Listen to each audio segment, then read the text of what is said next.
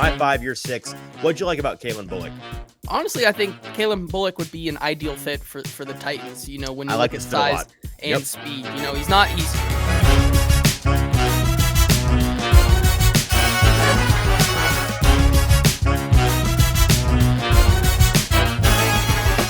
And now we move on to safeties, another position you could see the Titans address in this draft. A weaker position, so we're going to spend much less time on this group than the running backs, because they're not just weaker, they're also less fun to talk about if we're being 100% honest.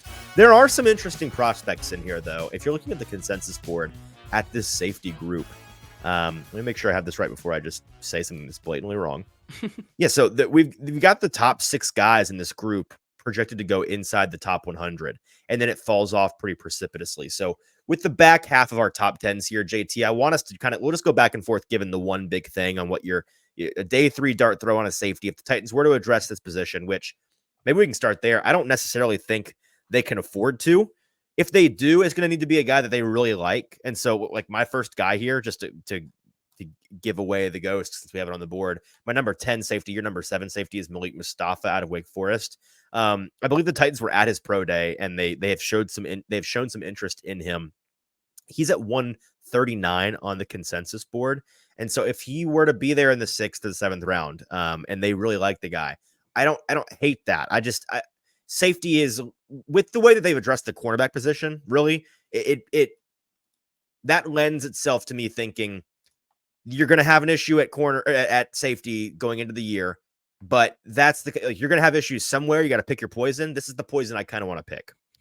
Yeah, I think that I don't think it's like absolutely far and away that they wouldn't go after a safety here in the 5th or 6th round. I think there are more glaring needs at more important positions, right? You do have 2 viable starters right now on the roster, with Elijah Molden playing that free safety slot. Looks like most likely he will move there full time. So see him as a viable starter, because I'm not sure if I'm there yet on him as a safety starter, but he can show us that in August and in September, I guess. Right, and I think that's currently the plan, kind of given how they've kind of pressed pause on the veteran safety market.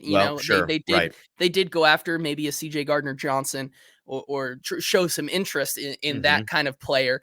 But, once they got bought out, outpriced by that, it seems that they kind of switched gears. And that's where you started to see the L'Jarius Sneed trade and other things like that. I think keeping an Elijah Molden right there fixes the more immediate need right now than bringing in one of these guys. So when you talk about, round 4, round 5, maybe not the best place to go looking for your starting free safety. And then, of course, you have Amani Hooker as the strong safety. I think, like you said, it needs to be addressed, but not necessarily right now. Malik Mustapha, though, I'm higher on him, I think, than obviously you are, and more than a lot of more people are. Yeah.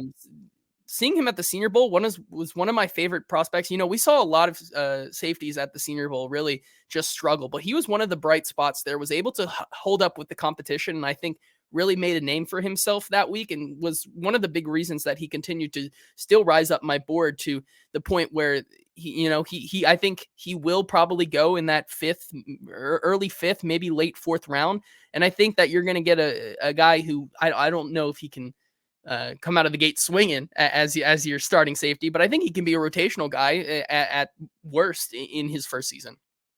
That's fair. My one big thing for him is he's a throwback strong safety. This guy is old school in an endearing way. He's got the skill set and the mentality for it.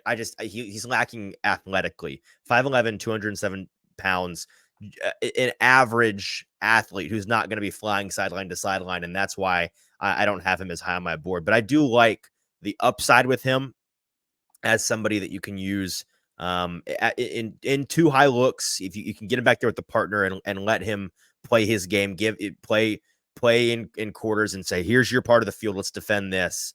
I do like him as a player you can add to your team, and he's got some special teams upside as well, where he's going to have a role of some kind his first year with your team. So that's Malik Mustapha out of Wake Forest, my number 10 safety, your number 7 safety. Let's do Tykee Smith next. He's your number 10, my number 9 out of Georgia. What did you like about Tykee? What's the one big thing? I liked his play in coverage. I think he was fourth in all among all safeties according to PFF with in coverage stops. But that's really it. I think he has the tools and the ability to play good coverage at the next level. However, I think there's a lot more glaring issues with his game. Only a 3.9% forced incompletion rate last year. So the production he was allowing a lot. He had 4 interceptions last year, but did allow 3 touchdowns. And he wasn't someone who was breaking up a lot of passes, only 2 forced incompletions last year. So, the production really isn't there for a guy coming out of Georgia that you would like to see. But there are intangibles in football IQ that you like with him. Yeah, the one big thing I was going to say for him is a coverage stud who can, he lacks long speed, and as a rusher doesn't really have, that's not really his game at all. But he can set the edge as a box safety in the running game. I think that he can be of value to a team in that way. I like enough what he does as a coverage player, being able to hang with guys on the back end, that he made it onto my list at number 9. So that's Tykee Smith out of Georgia. We've got a couple guys here that you have and I don't have, and I have and you don't have. So you want to start with Jaylen Simpson out of Auburn, who's not on my board, and then I'll get over to Sione Vaki out of Utah. Yeah, so Jaylen Simpson, I think he's currently listed on a lot of boards as a cornerback. I think personally, after the Senior Bowl and what we saw him, I think he's most likely going to transition to the safety role. If you had to ask me to put him on a top 10 cornerbacks, he wouldn't be there. But I think at moving him to the safety position, I think there's a lot to like there. 20% forced incompletion rate last year. So the production and the ability was there. 4 interceptions last year. 5 forced incompletions. This guy really loves to, he is the big thing with him is he's handsy, right? He plays above his means sometimes in that way. And sometimes is known to be this kind of goes for the home run hitting play. And for him, the production was there, just sometimes you have to wonder, can he kind of round out his entire game? Obviously, run defense is not his strong suit whatsoever. A 48 PFF run grade last season. Allowed 15 receptions on 25 targets. So, he has the coverage ability. He just needs to kind of develop that into a better, outstanding kind of role. Fair enough. Okay, my guy that's on my board but not yours is Sione Vaki out of Utah. He is so he's an interesting one because he might not play safety at the NFL level. We've seen throughout the pre-draft process them move him around a little bit. He's got the requisite skill set to potentially play running back or maybe even like a slot receiver. He did that at Utah. So where teams end up wanting to play him, I don't know. But as a safety prospect, where I think he's best utilized, very impressive athlete. He's got the athletic ability and vision that I think you're looking for in a safety. So I think he's a valuable player in the backfield who, if he settles down at the safety position and dedicates all of his time to doing that, the athletic traits, the upside athletically, not so much the production in college, because again, he was all over the place. They were using him as the best athlete on the team, really. I think if he puts all of that athletic prowess, focuses that into one thing, playing safety, he's got the requisite skill set to be a star. So that's why I like Sione Vaki, who, just give more frame of reference for where we are on the consensus board here. Vaki comes in at 146, Malik Mustapha 139, so Tykee Smith 124. These are the kinds of guys that you're going to get in the 5th, 6th, 7th round. Let's move on up the board and let's talk about Dadrion Taylor-Demerson. One heck of a name, safety out of Texas Tech, who comes in at number 100 on the consensus board. He is my number 7 player at the safety position, your number 8 player. What did you like about the Texas Tech safety? The athletic ability, he doesn't have a really good size, 5'10", 197. So that's kind of why he's probably down here and lower on some boards. Short king for sure, but the athletic upside is there. He ran a 4.41, 93rd percentile, 78th percentile vert, 63% bench. So this guy is strong, and you see that in his coverage grade. Once again, another guy who had a 20% forced incompletion rate. Really good coverage grades all across the board, especially if you go back and you look at specifically the game that I thought, the TCU game that he played, he showed a lot on tape there that there's a lot to like that can build into a starter at the next level. But obviously, the size, I think, is the biggest concern for him and why he's only safety number 8 on my board. Yeah, that's fair. Yeah, he's another athletic freak, so that's really what you're hanging your hat on with him. Like you said, really small. That like if he was a median sized safety, I'd like him a lot more. But at 10th percentile height, 15th percentile weight, you just can't get there. He can fly, and like that athleticism allowing him to play sideline to sideline at times. That upside is what you're banking on in him as a safety. Yeah, let's just keep trucking along because these are guys that again, like, not the highest rated prospect. Some of these guys here in our top 5s, though, are going to be more highly rated. You've got Calen Bullock out of USC at number 6. Bold of you to put any USC defender on any list. I know, right? But no, I have him on my list as well. I think he's my number. Let me check here. I think he's my number. Yeah, he's my number 5 player. So my 5, your 6. What'd you like about Calen Bullock? Honestly, I think Calen Bullock would be an ideal fit for the Titans. When you look at size and speed, he's really skinny, 188, 4th percentile weight, but 6'3", so string bean this guy. Yeah, he does make up for it in height, 87th percentile height. Also has the 40-yard dash to go along with that, 74th percentile in that. So, fluidity is his game, right? He's not the strong guy that's going to bully these receivers and especially in the run game as well. Put him up against a bowling ball running back and he's probably getting ran over, because you can look at it also in his bench. He's even below the 1st percentile in bench. Like, this is not a super athlete strong guy, but he plays the game with fluidity and good football IQ that I think you look at the kind of mold of physical corners that the Titans already have. He'd be a nice guy to complement that and play a little bit more with that fluidity and not as much just aggressiveness. If a team can get their hands on him and just get him in the weight room, get this guy a little bit stronger. He lacks the strength you're looking for to be able to utilize him in more unique ways closer to the line of scrimmage, but he's got elite length, elite range, like top tier range. And so he's kind of the first guy on this list, like you said, at 196.3, athletic enough to be an impact single high safety, play sideline to like truly play sideline to sideline. You're not worried about him in cover 3. You're not worried about him in cover 1. I want him to get stronger. That's really the big thing. But that range and that length is something that you can't teach that. That's just the way that he's built, and that's unique. So that's Calen Bullock. Let's get to my number 6 player is Cole Bishop out of Utah. Is he on your list? I'm assuming probably top 5. I believe he's number 5 for me. Okay, so Cole Bishop out of Utah is at number 70. And I'm just realizing it's so interesting. Utah has 2 of these guys. Georgia has 2 of these guys. It's just like the safety market in college. There's some hoarding going on, some monopolization of the safeties.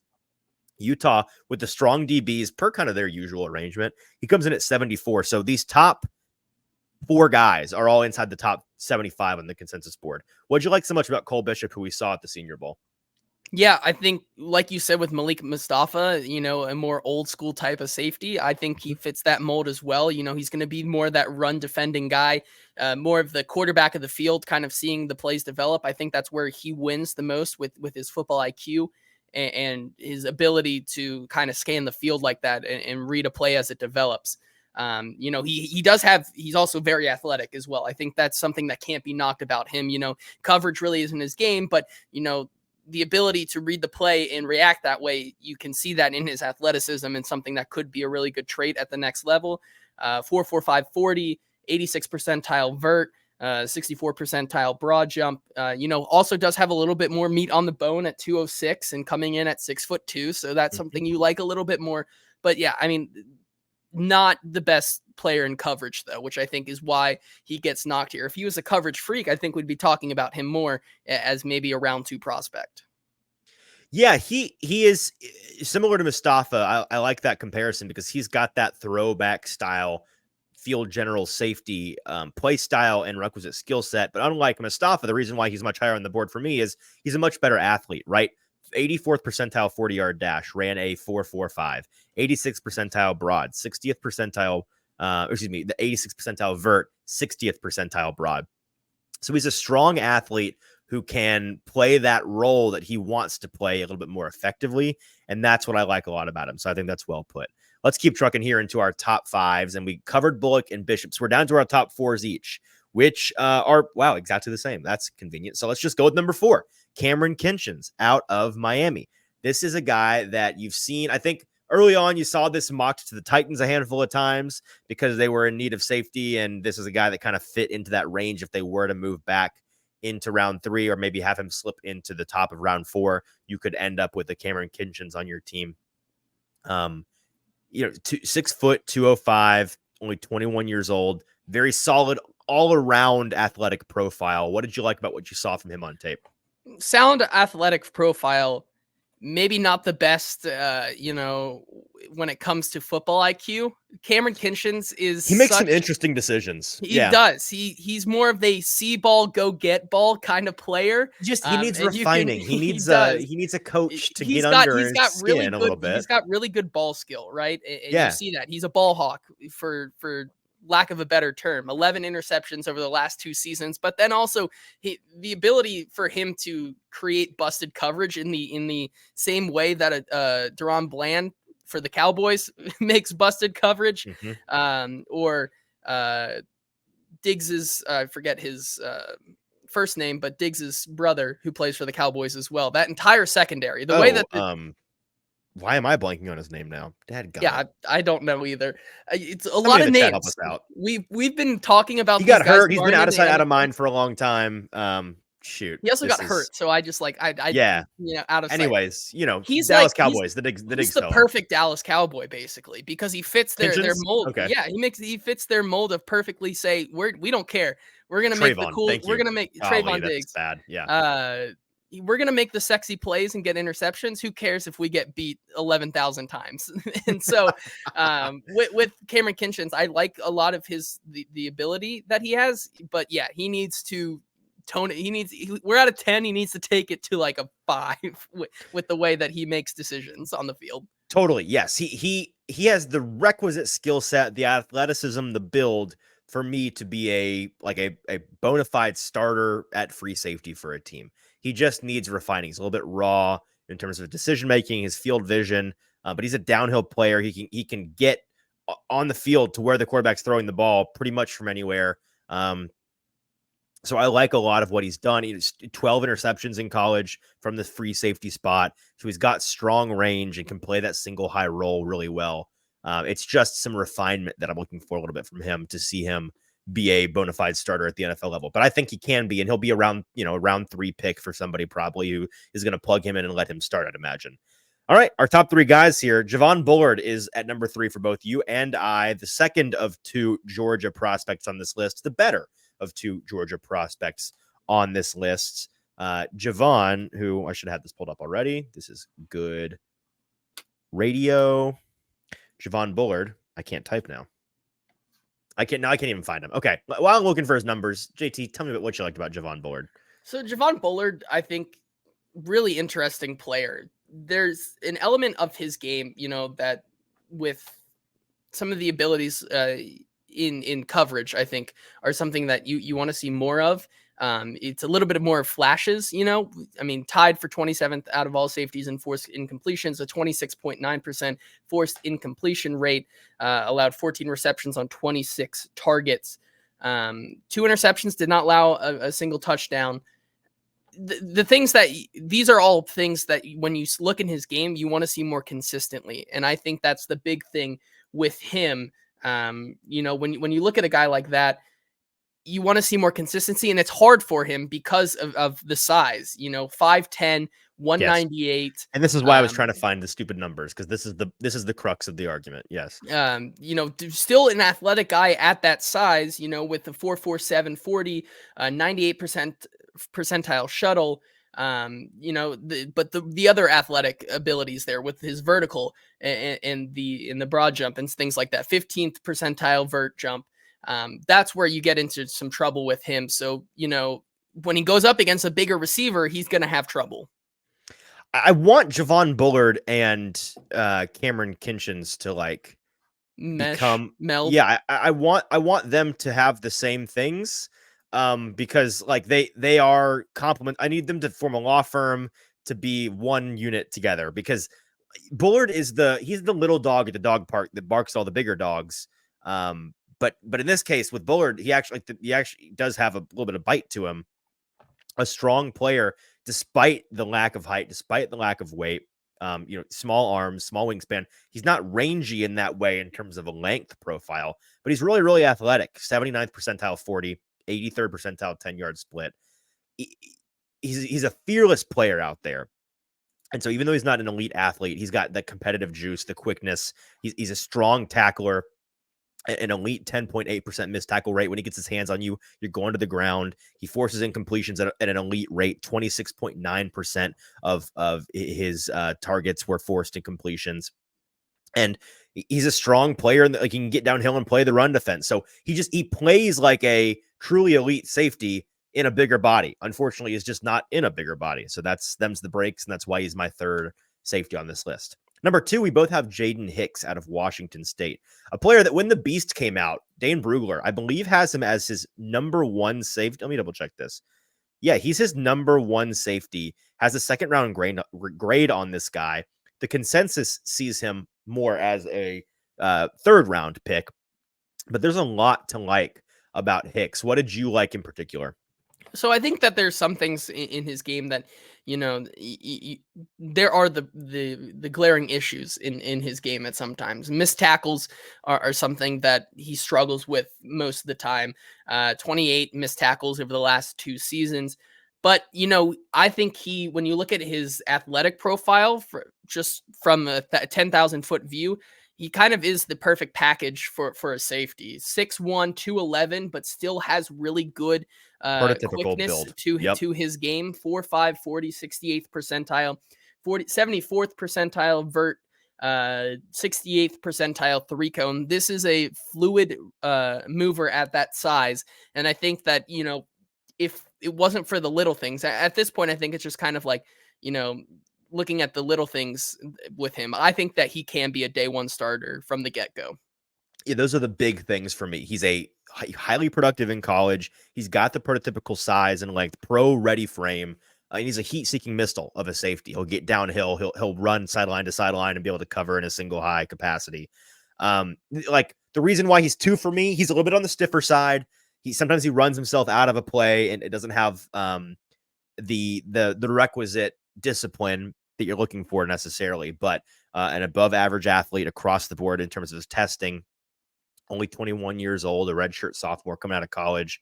I think there's a lot to like about him if you're looking for a starting safety in this class. I think Jaden Hicks is one of the couple of guys you can draft and feel confident you have addressed a starting role on your team. All right, and that leaves us with our number 1 player at the safety position, a guy who, when we saw some of the first individual betting lines come out earlier this week about like over-under draft pick for some of these guys, Tyler Nubin, considered by Vegas a fringe first-round player.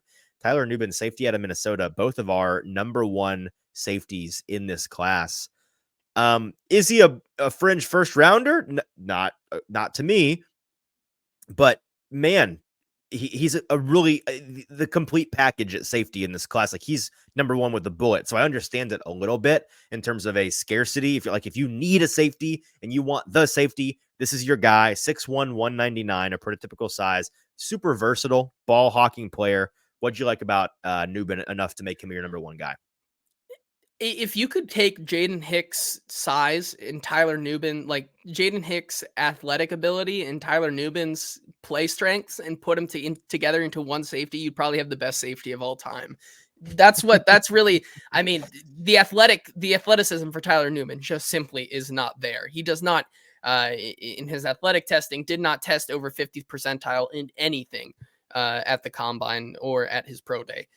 So the athleticism isn't there, but the football IQ is some of the best in the game. I see a little bit, you can look at maybe like Adrian Amos is a name that I think gets popularly compared to him in that kind of vein of player.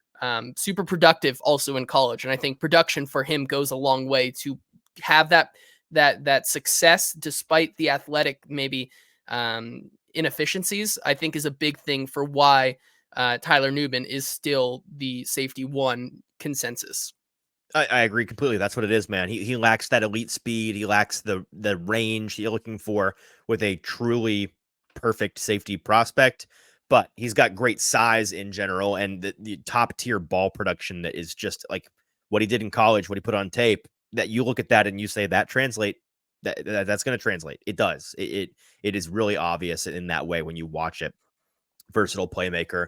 You can line him up probably at multiple spots in the secondary, frankly, with that relatively universal build, 6'1", 199. And he's a good enough athlete that I think you could move him around. So I think he's got the rare versatility and instinctual playmaking. What he put on tape, he's an instinctual playmaker, I guess is what I'll say. And I've got people blowing up my phone, distracting me here.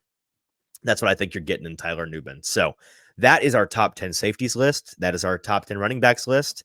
And JT, that leaves us with just 3 positions and 2 more episodes we're going to cover. So we appreciate everybody joining us live today. If you were here with us, thank you so much. If you're listening in post, check out a live show. We got a couple live shows coming up on Thursday, 1 week before the draft. JT and I will be back covering the top 10 cornerbacks and edge players, 2 positions the Titans certainly could address, in particular the edge.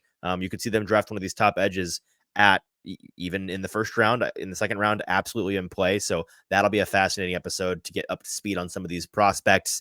And then on Sunday night, the do and don't draft guide, JT and I will be going through our magnum opus article, which will be out on Monday morning. So check that out. The do and don't draft players for the Titans in 2024. On Monday, we're live with Sean McAvoy, quarterback coach to the Stars, talking about what Will Levis's offseason has been like, as well as the top 10 quarterbacks in this draft class. And then on Tuesday, the last show before we do our live draft shows on Thursday and Friday night, which you should be tuned in for, all of round 1, round 2, come hang out with us.